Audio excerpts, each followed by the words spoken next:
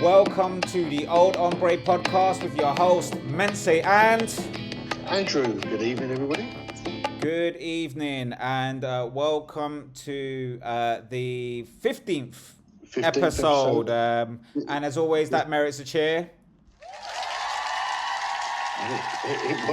It works. It works. We're still working, Andrew. We're still working. So, yeah, this is your friendly podcast about business analysis, work life, and unfortunately, it's no longer going to be about retirement. So, Yeah, we're just for, not we're not ready yet, we're Mental. We're not not ready. We haven't ready got enough to talk yet. about. So, look, after about 15 episodes of saying we're going to talk about retirement later, it dawned Yeah. upon Andrew and I that maybe, just maybe, we don't give a damn about talking about retirement right now. No, no, no. And you know what? You're learning. You're walking with on our path of learning. We are Exactly. slowly Exactly. kind of morphing into the podcast we have to be. So yeah, we decided to drop retirement from the segment. Well, Well, yeah. because Well, the plan is that as we grow and people subscribe and continue to watch us, hopefully we'll get to a stage where I'm walking on crutches and I have finally retired. Then we'll have something to yeah, talk yeah, about exactly, with exactly. retirement. But for now, it will be business analysis and work life. So with Yeah, that said, we've got a very well, I won't say it's going to be a very interesting episode because by it is interesting. well, Andrew, by the numbers we plummeted by on the last automotive sector. I said that was going to be interesting. It obviously bloody wasn't to the world, but No, we carry on. nobody likes this saying. Well, it could be that. So yeah, hopefully we're onto a winner with this one. So yeah, this episode is actually going to be about the work life aspects of this podcast. And as you already probably know, if you've listened to previous episodes, Andrew and I both work in sales, Yep. particularly business to business sales, selling software to organizations. And we're not going to make this episode specifically about software sales. It's actually going to be generally around any individual that's interested in knowing just a bit about what it takes and things that you've got to be aware of when it comes to selling any business solution to another business, right? Absolutely. I mean, uh, you know, just because we do software sales, it doesn't mean there's a unique process. Yes, there's nuances and differences, but sales really has an almost like a structure that you can follow. We're going to touch upon some of that, and hopefully you'll find it useful. Yeah. And it can be applied to almost any product. So, we think this will be an interesting one for budding salespeople or even experienced salespeople.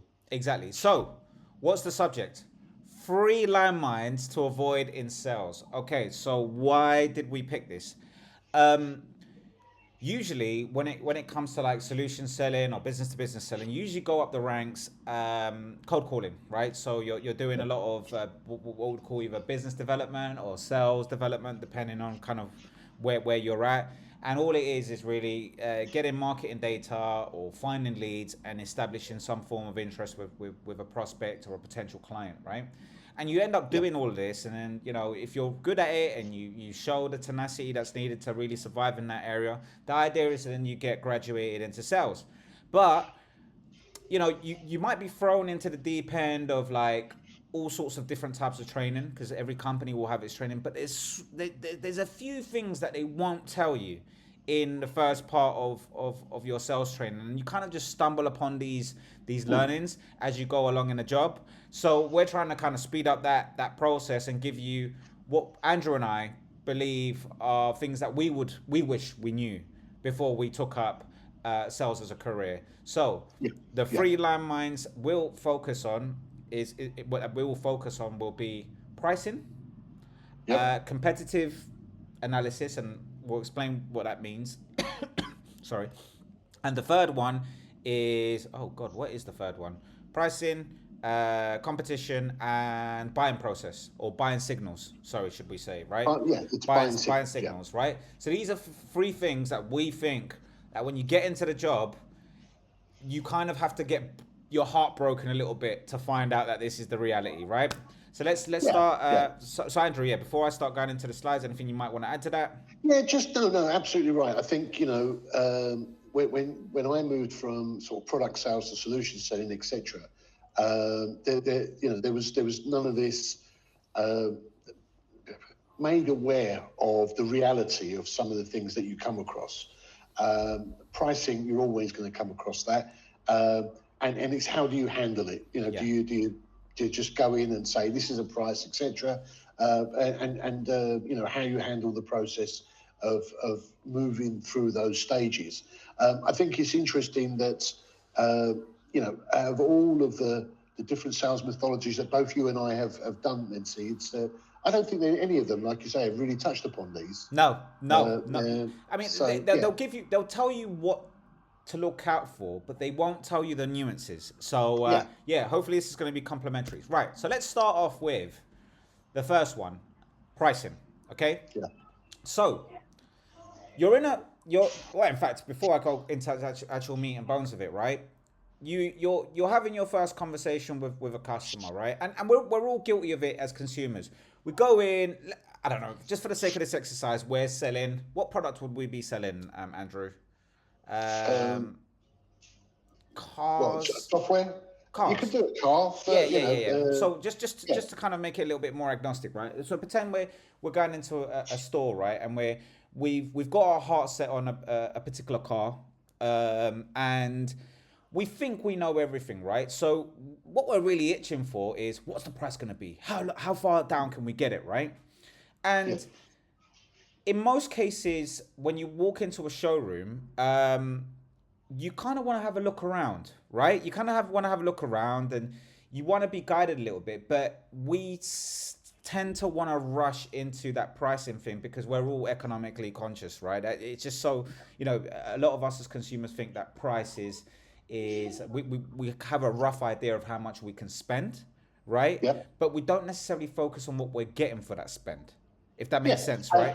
I mean, budget, obviously we've always got a budget in mind. We want to know how much we can afford to spend, etc. But then sometimes, what you get for what you want to spend doesn't quite match. Yeah.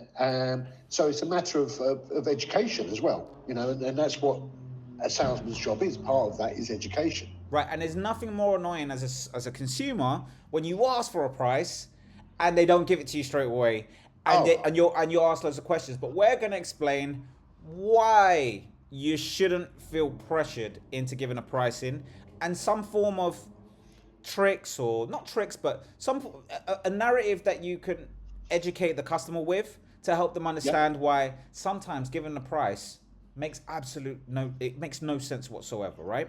Yeah. So, they're going to ask you, what's the indicative pricing, right? So imagine we're buying an Apple laptop, and we're like, I'm not technically savvy, so I want the newest Apple laptop. But they've got about 4 or 5 versions. They've got so right now today on the 10th of December, they've got a new range of Macs that have the new M4 chips. Okay, right. And then you've got all these technical nuances. One could be the actual size of the hard drive, right? Do you want 250 gigabytes? Do you want 500 gigabytes? Do you want a terabyte? That automatically pushes up the price, but based on changes the price basically. Do you want the little magic keyboard thing with it, or do you not want the magic keyboard with it? Do you want Do you want additional RAM? Do you want Apple Care? RAM or 16? Do you want Apple Care, right? So you can already imagine, right, a customer coming in and going, what's the rough price of your new MacBook? And you just go, it's a silly question, because the real answer is they range somewhere between 1,200 all the way up to 4K if they're all kitted up, right? Yeah. So the customer's going to want some form of indicative pricing, and it's your job as a salesman to educate them on. You're not going to say, look, you're asking a silly question. A price for what? And I have done it in some cases when the customer's really arsey and they're up there, they're all in their ego. Just give me a price. Oh, I'm the important person. Just tell me the price. Yeah. I have said, well, a price for what? Or sometimes I just name a real ridiculous price, and they go, whoa, and I go, you see, well, I've just given you the most ridiculous price because that's the highest our customers ever spent on, right? And that way you can shock them into going, all right, then I'll give you more information. Especially when, because people, they'll feel annoyed because they don't understand why you're doing it. So if you educate them and you say, look, we have, especially if you're doing enterprise solutions, right? We've got small to medium enterprises that are going for a certain amount. We've got big enterprises that are going into thousands of vehicles. We've got enterprises that have need one type of vehicle and not others, or a different ratio. So, Mr. Customer, I'm so sorry, but generally, I can't give you a price until I find out what your scenario is. Yeah, And that can feel frustrating, but if you just go, no, I can't give you the price. But if you educate them on that reasoning, it will help them calm down on that and give you yeah. the information you need to price. But the worst thing, and this is why it's a landmine, the worst thing you can do is feel bullied, or To feel, give them or price. yeah, to give a price, or out of the fear of offending them and them turning away and saying that you're too hard to do business with, just pluck out a price. Because, go on, Well, Andrew. so there's a couple of dangers here, Yeah. aren't there? So the first one is, if you're an inexperienced salesman, or a young salesperson, or whatever, is you could go in with the lowest price. Yeah. Yeah. So let's say a MacBook M4 base model, right? And they go, oh, amazing, yeah, yeah, and then they go, oh, I need 500 gigabytes of memory, blah blah, and then you go, oh, well, actually, that's going to be, £1,000 more. They're like, hang on a second, you just told me it was, half that. What you're trying to play at. So that's one scenario, right? And then the other scenario is that you could go in with the top of the range price and then just go, oh, thank you, and walk off. Yeah, and it turns Yeah. out you actually had a pricing model, or you just priced them on a spec. So you need to tell them that, because it's as damaging to them as it is for you. And the other thing as well is, once you set a really low price, it's really hard to get the person's psychology into a different price range. You can You always can go always down. come down. There we go. Yeah, you can always go down, but you can't go up, or it's very difficult Exactly. to go up. So landmine is, you just need to have, first of all, understand your pricing. Understand your Oh, pricing. absolutely. So again, understand. Second point is, understand your indicative pricing and the reason behind it. Okay. So you can give customers a range, right? Yeah, And with yeah, enterprises as well, it's very, very tricky, because they can go into thousands, they could go into hundreds of thousands, sometimes even millions, right? It could be a different metric, it could be a number of users, the number of people they have, the number of data they're using, all sorts of different scenarios, right? So you got to say, you may want to say, look, at the bottom end of our customers, we have a minimum spend, right? So understand your minimum spend, right, Mr. Customer? That there isn't a laptop in this Apple store that will cost less than 1,200. yeah, yeah. Okay, And then. that's the bottom part. And then the Yeah, most expensive laptop that we can sell is £4,000 or £5,000. So that's what we're talking about. We're talking about that range. And in that yeah. way, you kind of have answered their question, but you haven't backed yourself into a corner Into a corner, where you absolutely. can't have a fluid conversation. Yeah, and the great thing about indicative pricing, or any kind of pricing really, is that if a customer asks that, then most people don't ask the price on something unless they actually are looking for something. Yeah, most people don't, some do. Yeah. But also, pricing is a good way of qualifying in or out early.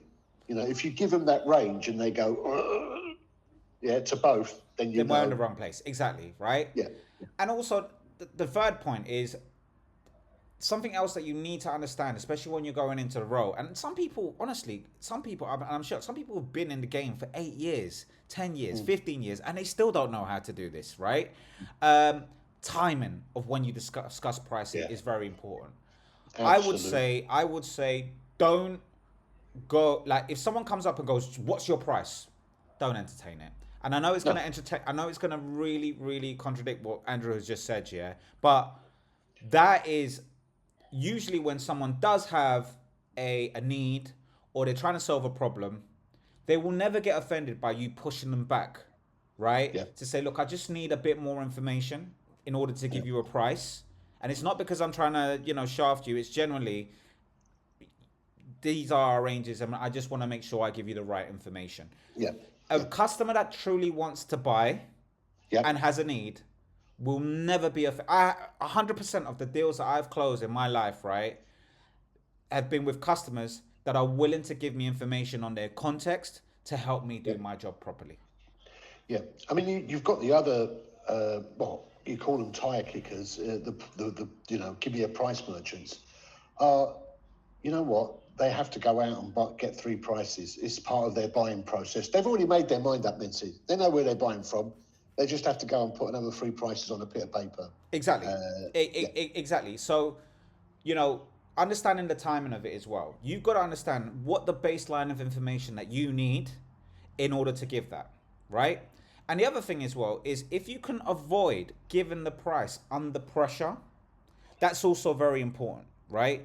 Like if you're doing an enterprise solution selling, then if you're doing enterprise solution selling and it's specifically B2B, you do want some time away from the conversation with the customer to really think of the best options for them, right? So usually in enterprise selling, and the same thing might apply also with car selling and stuff like that. You know, complex sales, right? If someone comes into your showroom and starts asking for prices on everything, right, or for an accurate price, you may want to tell them, look, go to our tea station, have a coffee. Let me make you a coffee. Go into the back room, have a conversation with someone, and think of decent pricing models that are actually going to serve the customer in the right way.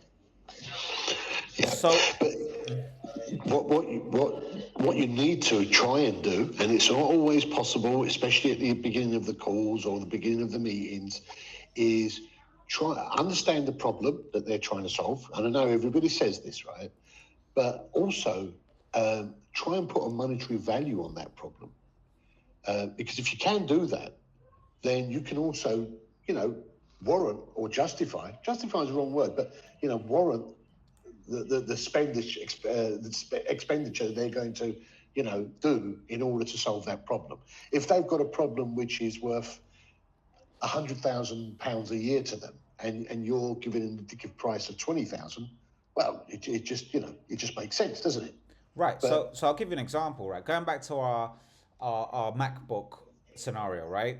yeah, I personally keep my MacBook in my like if it's a work MacBook, it stays in my house right, 95% of the time, right? Like yeah, the laptop is the most activity this laptop gets is probably me sitting on the sofa and then going to the bed and then bringing it back to my office or whatever, right? So if you're gonna sell Apple Care or like some form of insurance, I may want to insure it for damage, right? Cracked screen and all this type of stuff, right? yeah, But maybe theft, maybe the upgrade that covers theft might not be right for me. yeah, Because yeah, what are the odds that I am going to actually encounter that risk? So it will be hard to sell the theft and damage one, but the damage one is pretty reasonable. So you'd say, look, if you're going to use it as a personal laptop, like says, it's not going to be in a docked station for a long time. yeah. You're gonna carry it to business meetings, and there is the propensity of maybe having a cracked screen or having an issue. So you might want to have a 2-year cover that can help you really, really just ensure that you can always get yourself a new laptop at the drop of a hat with us, Yeah, right? yeah. And in that way, the I mean, customer, I tell you, many, many years ago, when I think I bought my first laptop, yeah, so long, long time ago, and the salesman, I chose a laptop, picked the one I wanted, etc. And the salesperson then moved on to, well, do you want, additional warranty and service care, etc.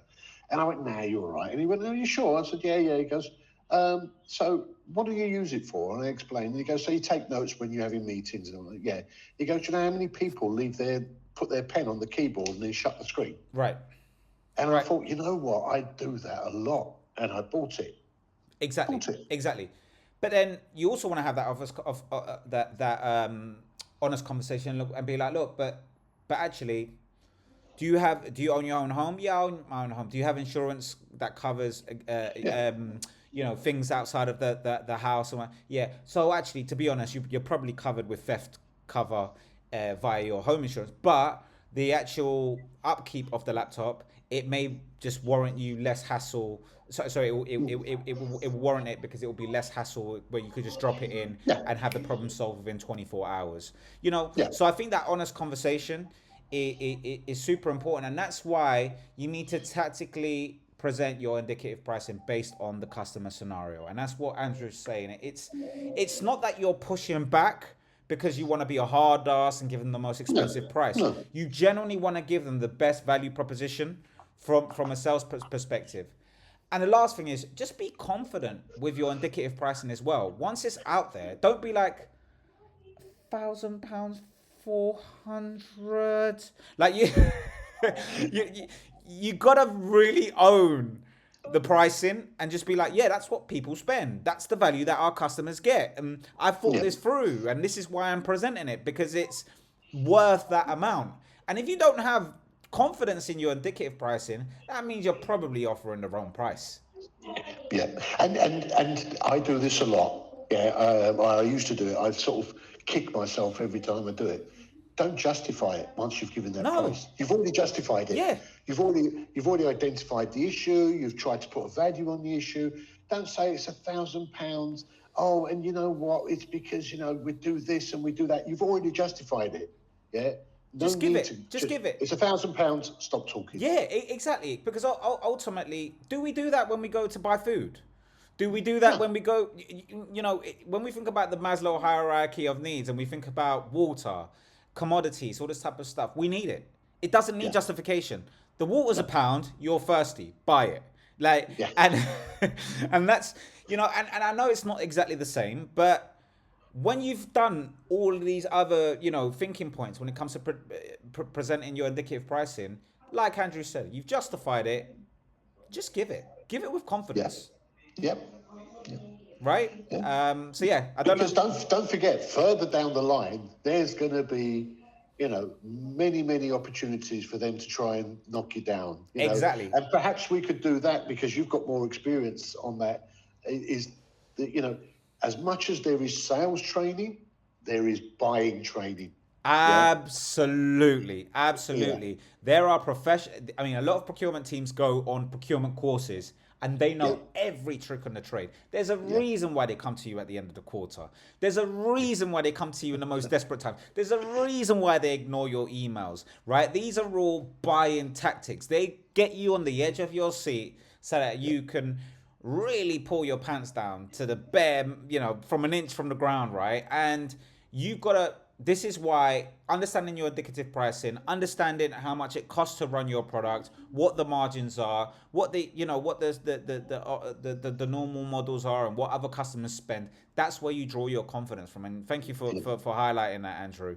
yeah. But yeah, Well, as you were talking, it just a scenario came to mind when I was when I was selling some things to a university in Saudi Arabia, yeah, and you know what? They went quiet for a month. I thought I'd lost a deal.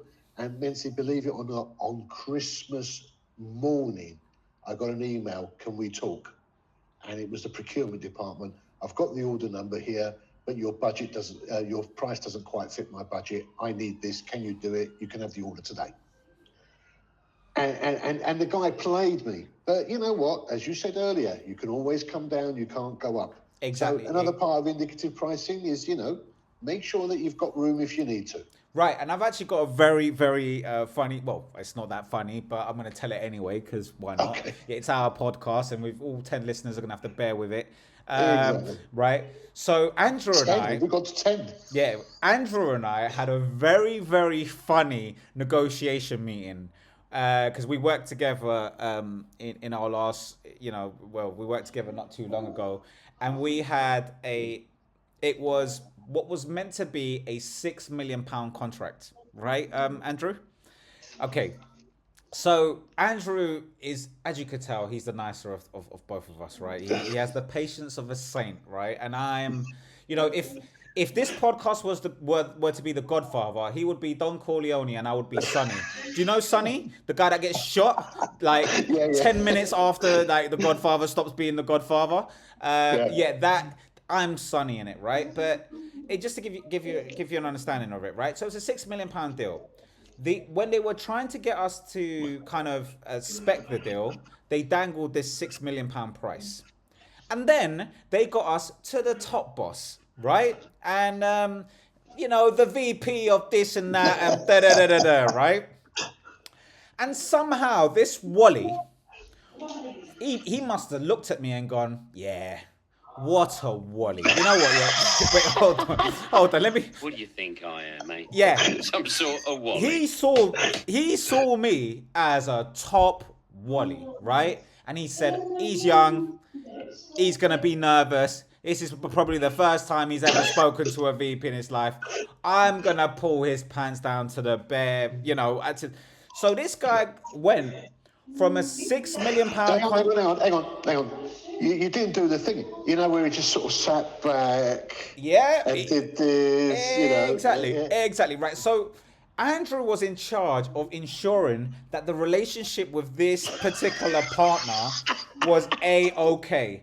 I couldn't give a monkeys about this partner, right? This is when I just, whatever, right? So anyway, because basically what happened was we sell it to the partner sells it onto the customer. And this guy tried to haggle us down to 100,000. But yeah, from 6 million. From 6 million, right? But what that Wally didn't know, right, was that I'm no Wally. Right? Well, I can be a Wally, but not in that scenario, right? So I went to my CEO prior to having the meeting and I said, right, Mr. CEO, how much does it cost to run our solution under this scenario? So imagine you made zero profit on this deal. How much would it cost to run this? And he said, Mense, we're talking about just in pure raw costs of the material. Like this is not factoring in man hours or intellectual property. After sales, nothing. Nothing, right? We're just talking about raw material, right? And us doing everything for free. So in fact, we're almost paying to sell the business. It would still cost us £500,000. To which I went, brilliant. That's a brilliant number to have. Because I know there's no way in hell we are going to even get near that, right? And then I said, well, now let's pretend we were to really lower this down to cover the costs of the sales and all this type of stuff. And it wouldn't feel like a complete loss, but it wouldn't feel like a win either. What's that number? So he's like, well, I wouldn't know, man. So I said, well, look, let me tell you the number. 20% on top. Because a 20%, like if I manufacture a product and I make 20% margin on it, it's not a great margin. Do you know what I'm saying? You've got commission to pay. You've got all sorts. Yeah, but you might be like, yeah, but it was valuable to have that customer. So I said, okay, 20%. So I said, well, okay, and that would mean I make zero, right? So then I just thought, okay, brilliant. We're looking at somewhere between a 20 to 50% margin, okay? The customer's gonna haggle me down. So in that case, the bare minimum in which we can start this negotiation is at 2.5 million. Okay. Right? So that was the number I went in with, right? But I did that and had those conversations internally because I needed confidence that I was not being, you start to doubt yourself. Oh, am I being too hard? Are my prices ridiculous? But when you have that raw data, you gain confidence. So I come on this call. Andrew is really trying to be, the politician and just make sure that no one's offended. And this guy laughed at me when I said 2.5 million. And I just went, you don't know what you're talking about. You don't know what you're talking about. And we hit an absolute stalemate. And then that person proceeded to go, well, you're being unreasonable. Andrew, you can. No. Well, I mean, first of all, the look on his face when you said that. And then him trying to justify why he needed that price. And the justification just made him look like a complete Wally. Yeah, and I could use a better word than Wally, but we're a children's program. Let's keep it to Wally. And he went on to explain that our solution was part of a wider bunch of solutions being sold together. And he went on to explain that they really had to go down on their solution, and we should do the same. And it's like, well, hang on 1 second. Just because you've pulled your own pants down doesn't mean we have to do it. And the stupid thing is that we were the differentiator between all of the other competitors and they couldn't see the value in what we were doing. So for And it started off with that. Then he said, "Oh, and also, this large conglomerate, they work in the telecoms business, and telecoms yeah, business don't have that much money." To which I said, "Hold on a second. If I'm selling toilet paper to a bank, and then I'm selling toilet paper to a telecoms, do you think the toilet paper maker goes, 'Oh, we've got to give the telco'? yeah, Business is business. What are you talking about? I breathe the I same know. air as you. What are you talking? But it just progressed to get sillier and sillier. Yeah, So yeah. then he then And pivoted. Oh, go on, Andrew. no, no, and I just wanted to say this guy was the VP of the whole business outside of North America. Multi-billion pound business, right? Yeah, And he yeah, was getting dwarfed by me in this yeah, in this. So then he started looking at my colleagues, because they had flashier titles. One was the chief operation officer, and the other one was yeah. Andrew. I mean, obviously, you would want to lean towards Andrew as the senior figure. And I just went, no, no, no. I don't know I don't know why you're looking at them. I went, guys, no, no, no, no, no, no, no. Stop, stop. Do you remember? I said, Yeah, stop. We'll take it offline. Which goes to my yeah, point. Timing when discussing pricing is important. Don't yeah, be forced to give pricing under pressure. yeah, If the deal is yeah. worth doing, we can wait, we can negotiate. But if someone is not willing to negotiate, and if someone's not willing to understand the principles of your sell, someone's in the wrong room. Probably both Well, I of you. mean, this guy, obviously went into this huge telecoms company, gave them a price, yeah, without really doing any research. What do they want? What do they really need? Oh, well, hang on, they need what this company that Mency and Andrew work for. They need that element. Well, we don't know how much they charge. Oh, just give them a price. Let's give them a really good price. And then they thought they'd come back to us and dangle this carrot, yeah, of this big telecoms company. And do you know what a big partner we are? You should be able to, what was it, 1/10 of your normal license cost? It was ridiculous. Right. But what's the moral of the story? We all walked away from that thinking, oh my God, that Mense, eh? Bloody hell, talk about burning down the bridge and himself on it. Well, I've left that organization and I've spoken to my successor. And guess who's back at the table again? Oh, The yeah, same yeah, company. And guess what price they're looking at? Somewhere between 2 million and 2.5 million. yeah, You yeah, cannot defy the forces of sales. If it yeah. doesn't make sense from a monetary point of view, the heavens will open up eventually if the need is there. Absolutely, So be absolutely. confident, and that's why I've told that story. But yeah, it was a very No, funny. no, It was a yeah. very funny It story. was good. It was funny. It was Yeah. funny because when you went offline, etc., they just all looked at me and said, "Andrew, go fix this." I was like, well, he's right. Fix What can we Mense. do? First of all, fix Mense. you, I But you literally said to remember Andrew, we Andrew, this actually is went. it. Sorry, go on. You remember we actually went and had a follow-up meeting, and I said, "Oh well, look, let's give him a win. Let's give him 10%." And you went, "You're too nice." No, I burnt the whole thing down. But guess what? I Yeah, didn't burn it down because now it's a yeah, good deal on the table. And that, yeah, okay, in fairness, it's not in my pocket, right? But you gotta run your business with integrity. Otherwise, you look like a wally, yeah, and you get taken for a mug, and all time is wasted, and yeah, everyone gets yeah. burnt. A good deal needs to be a good deal for the customer, and it needs to be a good deal for yourself. Absolutely, absolutely. Because Yeah, if you lowball too much, it then goes to the operation side of the business after the deal's sold. They're not going to get good customer service because we can't no, maintain the contract, and everyone feels shafted, yeah. right? So It's like buying a car. You sell the car. You absolutely, break the price down to its bare bones, and the guy goes away with the car, and then something goes wrong, or he's not happy, and he rings up, and people are going to go, "Well, I'm sorry." I don't even want to answer this. I don't even want to answer this call. I don't even want to answer Yeah, this call. I'm yeah, speaking yeah, to customers that are actually profitable. So it's not yeah. good. It's not good business for anyone. No, So yeah, so absolutely that's not. that's indicative pricing. I hope you enjoyed that, right? Yeah, Next, yeah. competitive position. Right. Okay, okay. So, how many times, and this is another one where salespeople at the beginning of their career get squeaky bum time, right? So, I'll give you a story. Actually, in fact, why do I think it's important? So, often you get into calls and people are like, again, back to the arrogance. Tell me your unique differentiator. How are you more special than everyone else? Yeah. And you're there and you're like clenching and you're like, it's my hair. My hair is this shade of black, and the other person's hair has a few more grays, and our solution does this and their one doesn't do that, and da da da da da da da. And it is actually the stupidest question. And we're going to explain why in a bit. But Andrew, yeah, before Well, no. I mean, for me, I used to get this a lot. As you know, I used to deal with a lot of the emerging markets, the Far East, the Middle East, etc. Blah blah blah blah blah. And that used to be a question all the time. So how are you different from so and so? Why are you better than so and so? Right?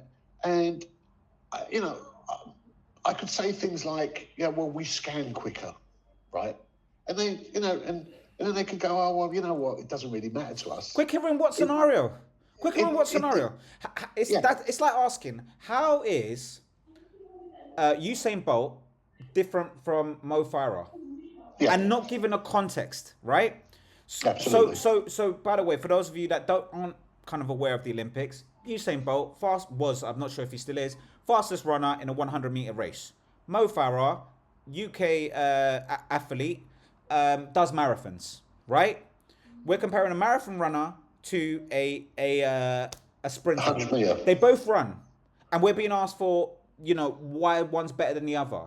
Under what context? I can tell you what context Mo Farah is better under if we're talking marathons. I can tell you how Mo Farah is better if we're talking things. But it's a silly question. And also, if I'm part of the Mo Farah camp, I'm going to always be biased against the other one. So it's a silly question. No one wins in such a question. So how do you navigate what's unique about you question, right? Or how do you compare to the competition? So let's go on with the mistakes first, right?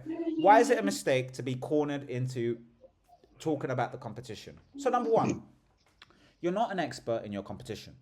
So I go on, Andrew. Sorry. No, I was just saying you should be knowledgeable. Yeah. Yeah, you should be knowledgeable who they are and what they do, and what playground they play in, and because you want to be there or thereabout. What are they boasting about, etc. But you're not an expert. That's not your job. Exactly. That's their job. Exactly. So if I'm selling Mac M4 books, right? Yeah, and this is all about the iOS ecosystem. I am highly educated to tell you, why the Mac ecosystem is strong, why people buy MacBooks, what our customers do with the products, etc., etc.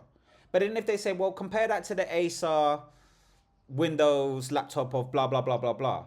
I can tell you, like Andrew says, I can tell you a bit about the Acer ecosystem, but I can't tell you, what they don't have, because I could say, yeah, they don't have artificial intelligence integrated into their desktops. And it turns out that in their roadmap, tomorrow, they're going to have a release precisely with that. Exactly. There's all sorts of features that we're just not aware of. We're never going to be up to date with competitor information.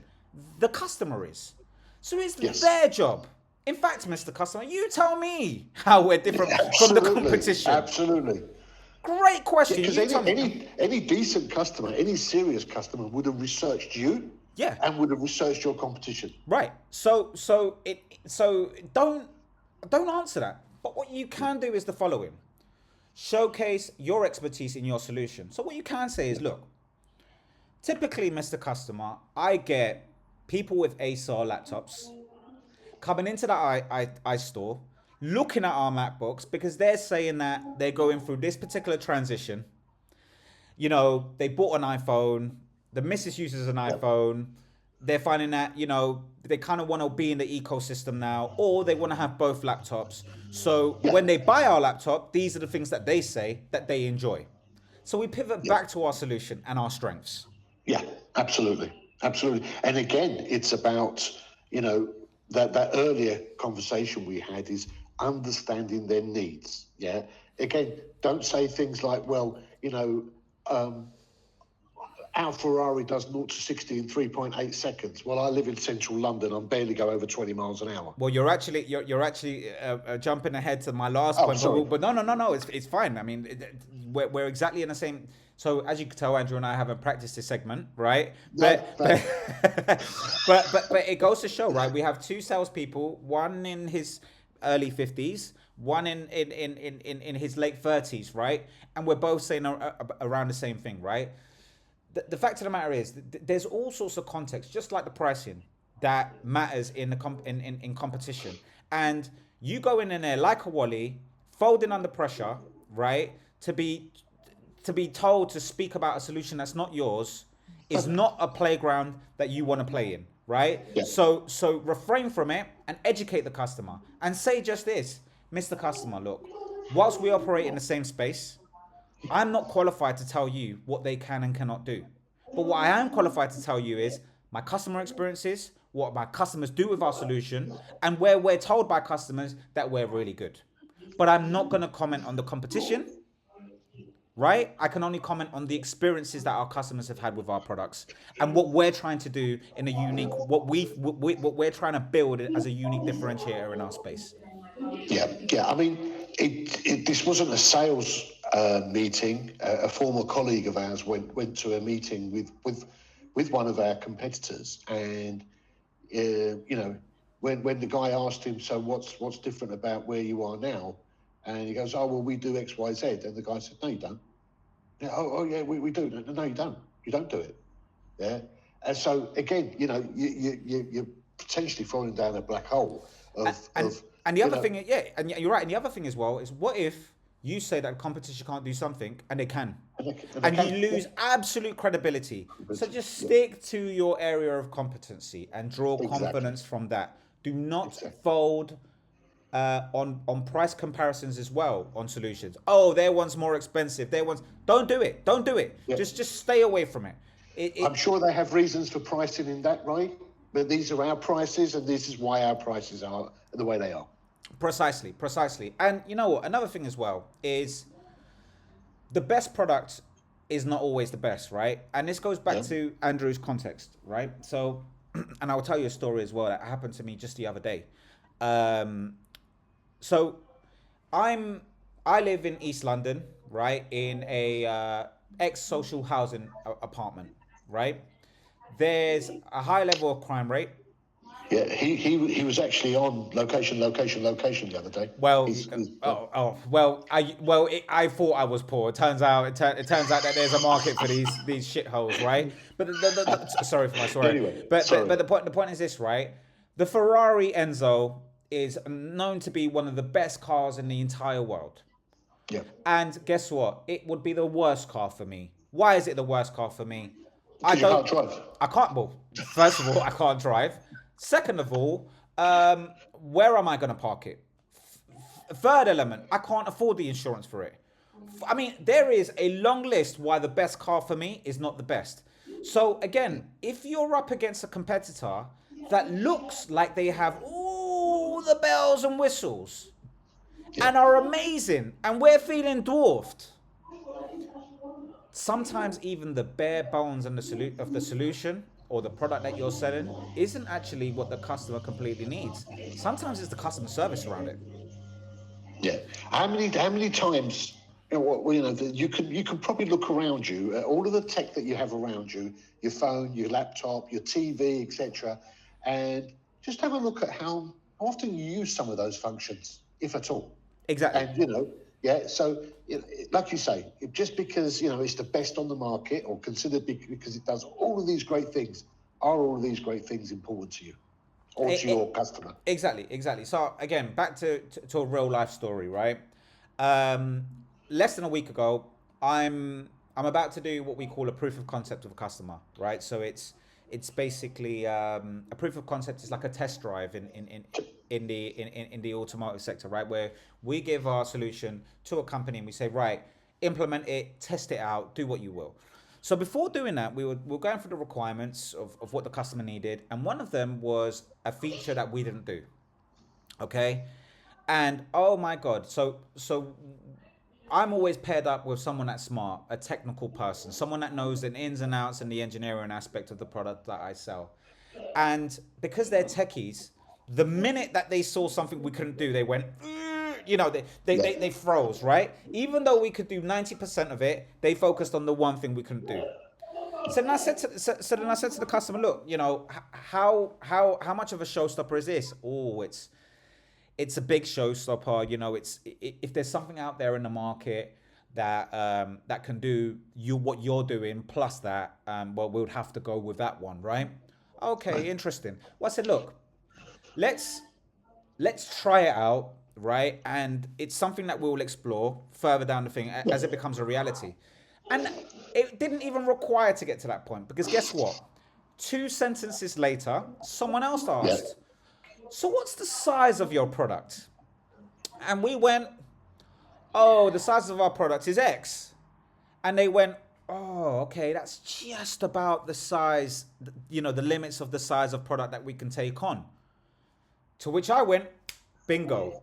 I went, actually, did you know that the products, the one other product that can offer what you're saying is 4 times the size of our product? Yeah. And they went, oh, and I went, well, of course, more things, more space. So again, think about it like a console, right? I may want the PS5, the really slim one, because I can only fit it into thingy. And it might be like an Xbox. I don't know what the latest Xbox is. The Xbox whatever. But it's a big clunky thing. It has a better processor. It's got more games. It's got thingy. But I ain't got the bloody space for the damn thing. Listen, Menzi, I lived this 2 weeks ago, as you know, and, you know, I have not talked about it much. I moved house. Hey!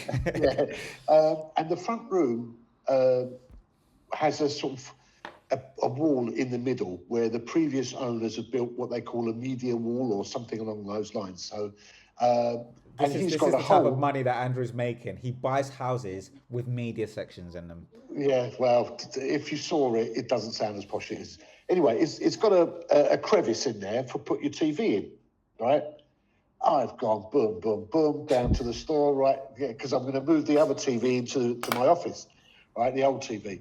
And I got down there, right? Yeah, 65-inch TV, please, blah, blah, blah, blah, blah. And then I went, oh, hang on a second. The crevice went back home. Menzi, I could only get a 45-incher. There you go, right? And this is the point. So if you're a salesman hearing the customer say, oh, ideally I want this 65-inch one, you do a bit more discovery on what the scenario is, and you realize actually I'm not the best and shiniest product in the market, but I am the best product for the customer. For you. And that's where you gain the confidence thing. So competition anxiety, let's call it that. Yeah. That's a good way of putting it. Yeah. Discard it. That's why it's a landmine. So we've done pricing and competition anxiety. I haven't come across any sales training that has told me this. And I agree with you. I've had sales. I've had Salesforce Forcex management. I've read the Challenger sales. I've read Spin. They're not going to articulate it in this way. These are the bumps and bruises you get along the way. In fact, a lot of companies, I think, do the opposite of this, Minty. You'll know this, battle cards. Yeah. Yeah. And it's almost the opposite of this. They're doubling and tripling down on defensiveness. Go on, Andrew. Exactly. Oh, exactly. The other competition doesn't do this, and they do this, and they do that. I would ban battle cards. Yeah. And I would say, Mr. Customer, right? It's your job to go out there and see the competition, right? Yeah.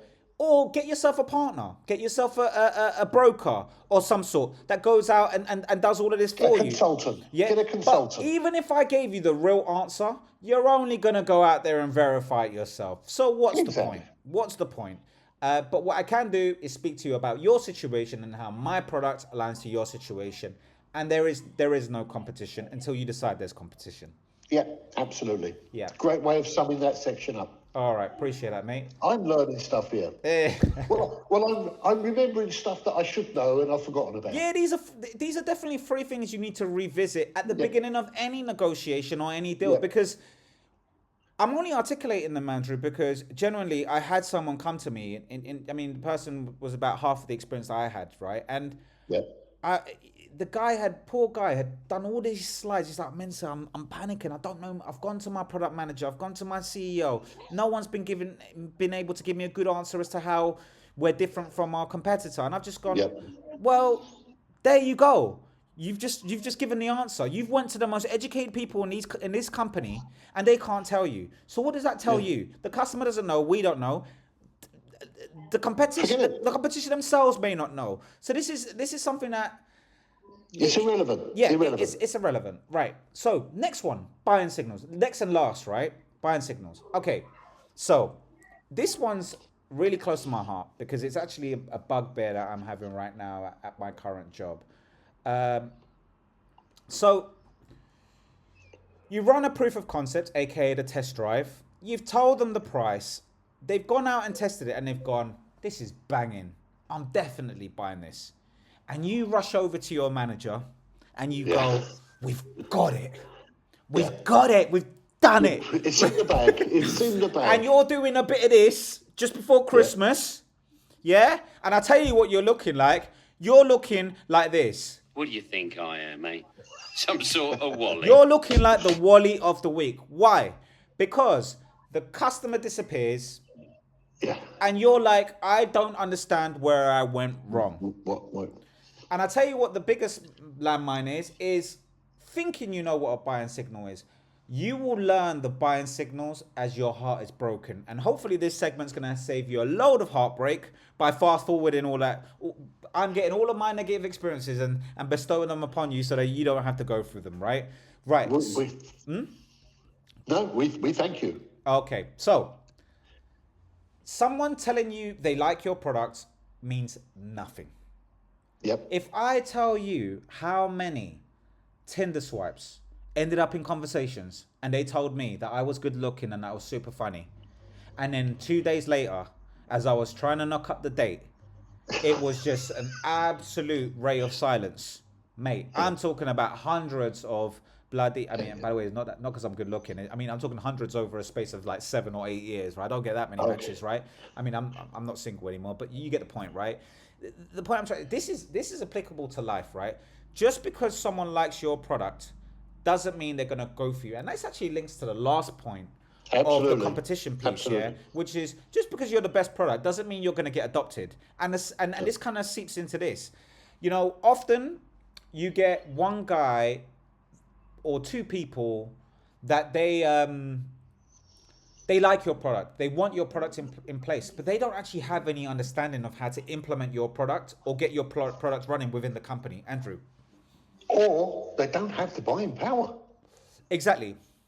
So they've gone out there and they've told their manager, look, I'm going to look at alternatives. And the manager's gone, oh, go on, check it all out, right? Yeah. And there's so much that they don't know about their own business. So they've taken you through this, you know, again, coming back to the car thing, right? Let's just say Andrew's daughter is actually the person that's going to buy the car. Yeah. And Andrew's daughter's gone to Andrew and gone, Dad, go to the car showroom, right? And look at some decent models, you know, something, a good car. So Andrew goes in there and goes, right, well, it's my daughter. I want her to be safe. Yeah. So I want her to get maybe a one of these 4x4s because in case it crashes, I don't know, some, you know, whatever, yeah. And I want it to be red because I read in an article that red is a good color. Holds more value. Etc. You know. Yeah. And then he goes, 30 grand's about the right price. What? Whatever. I know he's not going to say that, right? But he might, you know, these are affluent times for Andrew. Affluent times. This is in the future when, you know, everyone in Andrew's family's leaking money and they're thinking of ways to spend. And Andrew goes, 30 grand's all right, yeah. And he comes back, and he, you know, I'm the salesman. And in fact, you go on, Andrew. You look at the car. Yeah. So you know, Menti, I need a car that's safe. Yeah. You know, one of those boxy things. You know, on 4x4s. And you know, I need a car that holds its value. And I read that red is always popular. You know, more likely to sell. And you know, I need a car that. It's hard-wearing seats because, you know, the dog jumps in there sometimes and stuff like that. And that's what I'm looking for. And I've got, I've got some money to spend, around 30,000.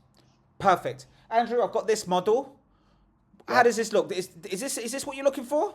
Looks amazing. It's exactly what I want. Hardware in seats, big and boxy, nice red colour, and it's even got the cheapo Lovely. wheels, so they don't cost a lot when she scratches them. Lovely. Andrew, I'm gonna even one up you more. You know how you said it was 30 grand? I'm gonna sell it for you for 20. Oh, Yeah? amazing! Even Right. better. So can we? Are we gonna do the deal? Yeah. Well, I have to show my daughter first. Yeah, Yeah. obviously. Yeah, Yeah. but I'd love to do the deal. I love it. I think it's great. So We're there. can we do the deal maybe by let's just say latest Thursday morning? Yeah. Thursday morning. Yeah, I'm just going to go. I mean, you said you got 30. You got 30, so that's definitely within budget, right? Everything's fine. It's Yeah. within budget. All right. Yeah, Perfect. Right. Now you've rushed off home, and now I'm your daughter. Go on, Andrew. Okay. So I've got home and I've seen this car. It's lovely. It's red. Yeah. Yeah, and it's got the really tweed seats, so when the dog gets on, it's fine.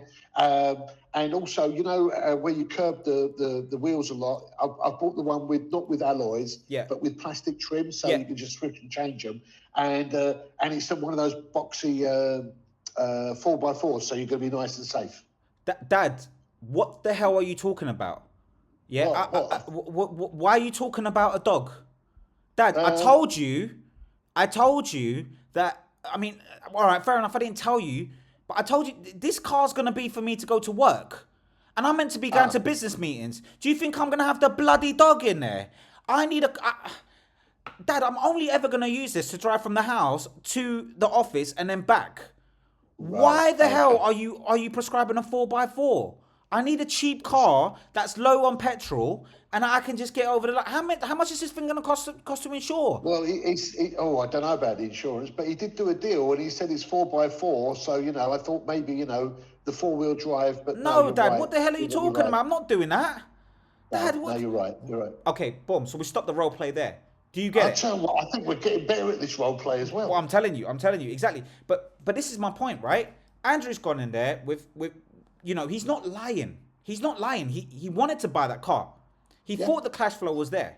But he didn't take into consideration all the grand specs of the different... Because there's several decision makers in this, right? Yeah. So I looked at it, what's important to me, as the father, instead of what's important to the family or the main buyer or the user.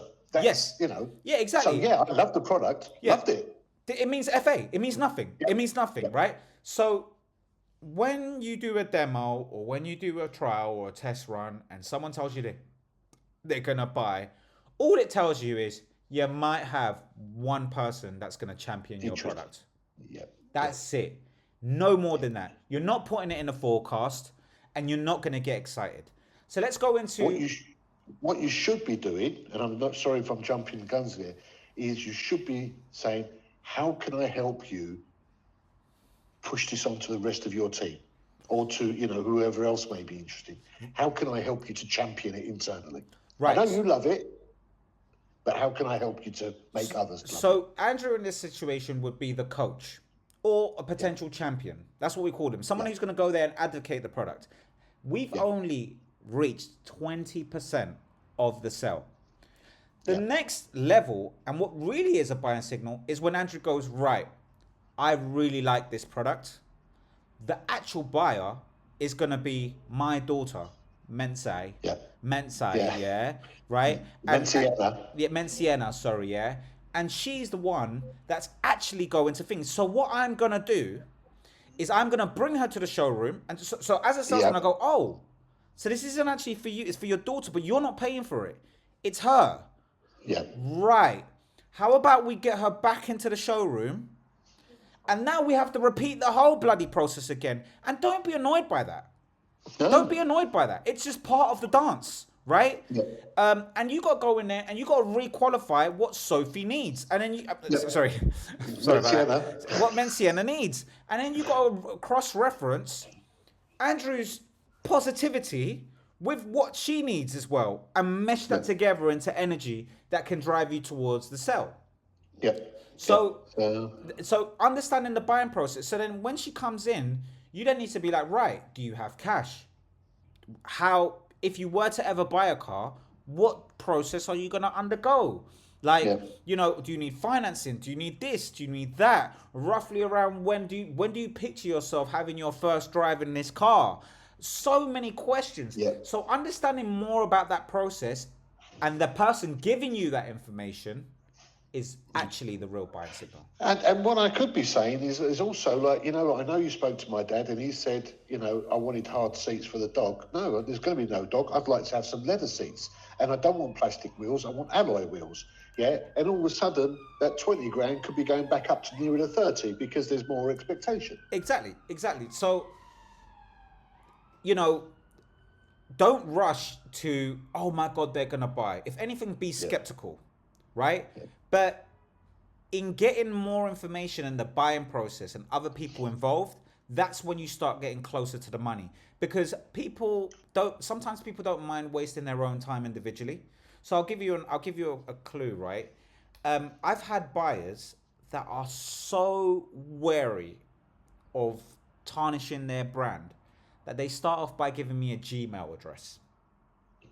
Wow. Right? And then you have a little bit of back and forth on the Gmail and they go, right, I think I'm having the right conversation. Now email me in my company email address. Yeah. Because now I can merit it being part of company time. Yeah. And then they've gone, right, I'm now confident that I think your solution's well and I don't mind dying on this hill. Now I'm going to bring my manager. And then you speak to the manager and the manager goes, right, I think Andrew's right about this. This is definitely something that we could look into. But now we need the other department to verify it. And the other department goes, this is good. Right. And now you're like 60% of the way. And then, so this is why I'm saying you're introduced to people you've never met before. And then at the final stage, someone goes, right, all of our buying is done by this department. It's called procurement. Yeah. And procurement don't ask anything about the product. No. They're asking about the commercial model. Exactly. And that's when you know you're truly making your way towards a sale. And we will do a commercial. Andrew and I have concluded that we're going to do much more of these because this is actually our area of so-called expertise. I mean, we're experienced. Well, Andrew, they say 10 years of doing the same thing makes you an expert. That makes you an expert. Okay, well, 10,000 hours plus, right? That's kind of the standard. And for me, I'm not on 10 years yet. I'm on about 8 years. But add our experience together, and we're somewhere along those lines. And we will be doing and going deeper and deeper in this because we could do a whole episode on procurement, and we will. But these are the three things that I wish that I knew prior going, because I've embarrassed myself many times giving indicative pricing early on in my career. I embarrassed myself many times talking about the competition and then looking like a right wally by misinforming people. And I've definitely embarrassed myself by being out of breath and talking to my manager and telling him that something's going to come in, and then him rolling his eyes to the back of his head when I've told him, the person's gone AWOL. So these are definitely the top areas where you could lose the most credibility in a sales cycle if you don't get on top of this as early as possible. Yeah, I mean, as I say, Sandra, I'm going to go to final thoughts, and you can take us to your what you were about to say, right? Sure, yeah. So, what are your final thoughts, Andrew? So for me, certainly the buying signals is one that's it's a hurdle that many of us have fallen over. I as well. Many a time I've gone to the manager and said, they're buying, they love it. We had a great POC, etc., etc. They're buying, but it's that time that you go right. You step back and say, what else do I need? Who else do I need to speak to? Who else needs to give the thumbs up? Etc., etc. What are the potential areas where this could go wrong? And I know it sounds boring, but it's certainly something that you need to do. I found it really difficult transitioning from product sales to solution sales, because in product sales they used to say, I'll have that. Boom, it's a commodity. It's a commodity, right? I'll have 200 pens. I don't need to speak to Timmy about this. We've got 200 employees, 200 pens, 1 pen per person. Done, right? Yeah, and But then when you go on to solution sales, and then you also like all of a sudden, you know, let's stick with the pens. There could be some, you know, you sold, you're trying to sell 200 big pens or whatever, and somebody wants a fountain pen, yeah, and he's like, hang on a second, this is not what I want, and etc. etc. So yeah, there's a lot of hurdles there, and I think there's some great stuff here today, and you know, I can't take any credit for this because this was all Mincy, and I think certainly that we should be doing more and more of these, and I'd love to, again, I say it all the time, would love to hear your comments.